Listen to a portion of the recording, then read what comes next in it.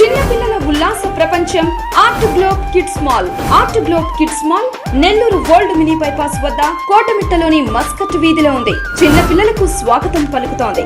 నెల్లూరులో మొదటిసారిగా పిల్లల కోసమే రూపుదిద్దుకున్న ఈ చిన్నారి ప్రపంచం అందరినీ ఆకట్టుకునే సరదా ప్రదేశం. ఇక్కడ స్విమ్మింగ్ పూల్ పిల్లల కోసమే నిర్మించాం.